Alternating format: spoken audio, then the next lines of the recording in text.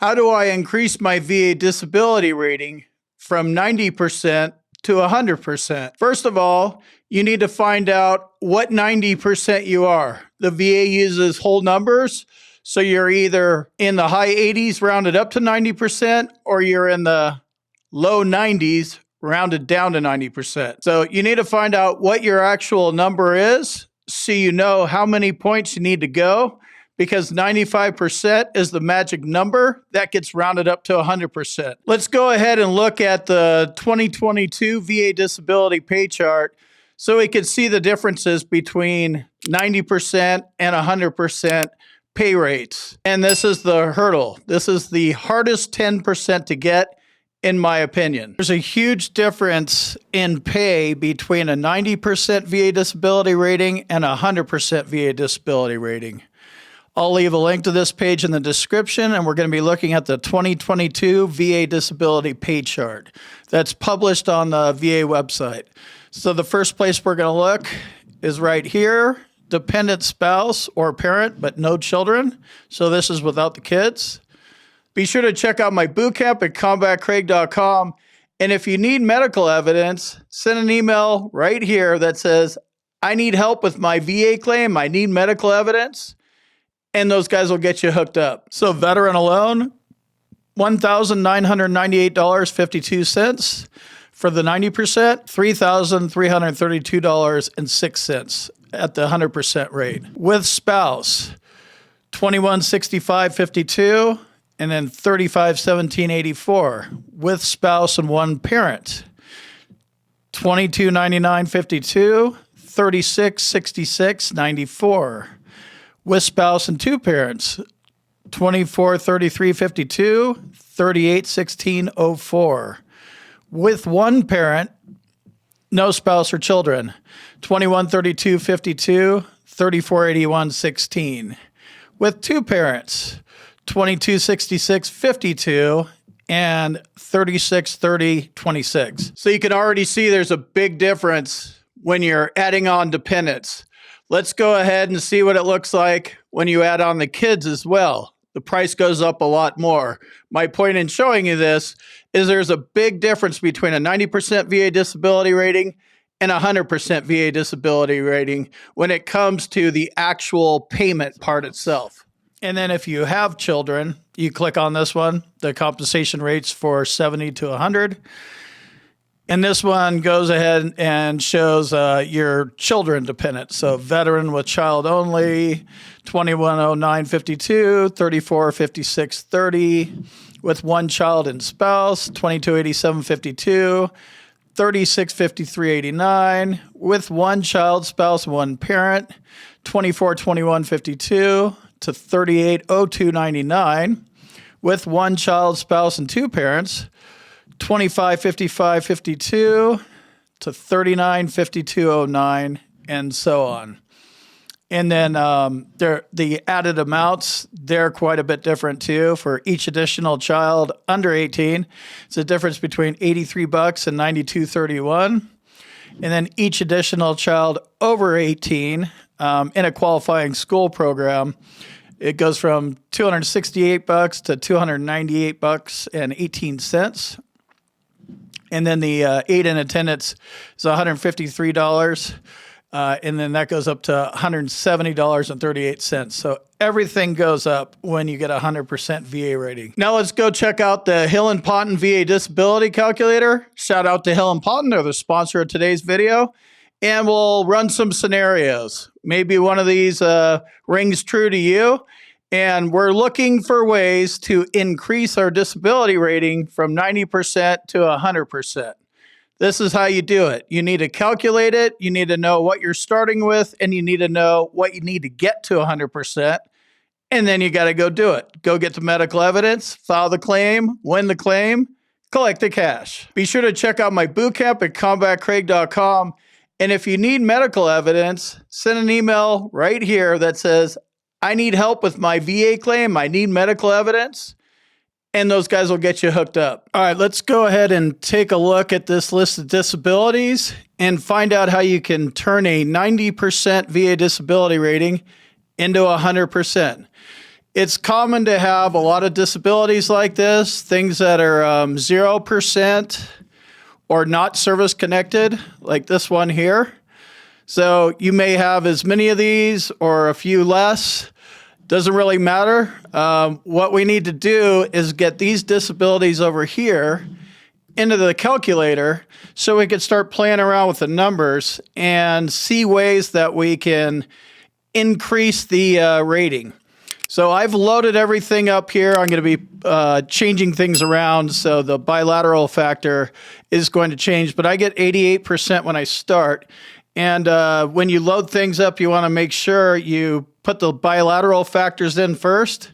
So that's left leg, left arm, right arm, if you have the bilateral factor going on. And then you take the disabilities from the highest to the lowest after that, which in this case is going to be the PTSD at 30%. And then you have some 20s, and we already included a couple 20s in the original calculation. You're at 88%, which is rounded up to 90%, so you need 7 points. The difference between 88 to 95 is 7 points. When you're up this high, each 10% equals 1 point. So you basically need 70%. And we'll see how this plays out in the calculator with playing around with a few things. So the first thing I see on here is a very low rating for PTSD. I'm sure with all the symptoms in here, the anxiety and the insomnia and the PTSD, depending on what other diagnosis you have, with all these problems, I don't think that you're reporting your social and occupational impairment right. So I would get a DBQ filled out or independent medical opinion and apply for an increase, because you should have a 70% PTSD rating. So if we go over here and delete our 30% for mental health and then add in 70%, that alone would be one way to get 100%. Now let's leave that 30% the way it was. Put it back, and let's look for some other things. One thing I see on here is left lower extremity radiculopathy at 10%. So that's a low rating for radiculopathy. Let's delete one of these 10s and add in a 20. And we're going to call this one the left leg 20%. And then also, after the left lower extremity, you have right lower extremity. That wasn't service connected. You might have done a direct service connection claim. Regardless, it doesn't matter if it's there or not. You probably have radiculopathy in your right side as well. So you could file a claim, right lower extremity radiculopathy, secondary to your left lower extremity radiculopathy, because it's already service connected. You can't file secondaries secondary to something that's not service connected yet. So if we added in the right leg, 20%, so that would take us up to a total of 93, inching our way up there. Another thing that I see on here, again, doesn't matter if it's not service connected or not, all this stuff, right hip, I mean, these are some big heavy ratings here, lots of 20s. Knee, neck, back, right? You probably have an altered gait. That's what you need to file a claim for your feet. Do you have arches for your feet? Right now you have your 0% service connected for pes planus. If you go in and have the arches and make sure that you include all the things you have, altered gait is the key word on this one, but you may also have a calcaneal bone spur. You may have developed plantar fasciitis, something like that. You could get that bilateral pes planus up to 20 or 30%. So if it's 20%, that gets you up to 100. If it's 30%, it also gets you up to 100. So we'll remove that one off. Some other things that, you might want to think about filing here that aren't on the list are a claim for GERD. You're probably taking a lot of Motrin and medications, and you could file a claim for GERD secondary to pretty much anything you're taking medications for, which is a lot of this stuff. That would add 30% onto the pile. That would get you to 100%. Again, with the medications, if GERD isn't something you have, you could go the other way and go with an IBS claim. IBS, secondary to one of these conditions that are listed over here, that usually comes in at 30%. That would get you to 100 as well. You might also suffer from headaches. So if you have headaches, you don't even need the 50% rating. If you got 30% for headaches, 100%. There's quite a few different ways to go here. Lots of meat on the bone, and this all comes down to the strategy. You know, how long do you want to deal with this for? And then how much time and effort do you want to put into it? Another way you could go is by filing a TDIU claim, total disability based on individual unemployability. So you'll be rated at 90%, but they'll pay you at the 100% rate because you're unable to work because of your service-connected disabilities. This is a pretty easy argument to make. All this stuff is service-connected. Any one of them could prevent you from working. The cumulative total of all these things definitely probably prevent you from working. I would get a vocational expert involved, and then you could file a TDIU claim and win it, and then you don't even need to worry about increases and secondaries.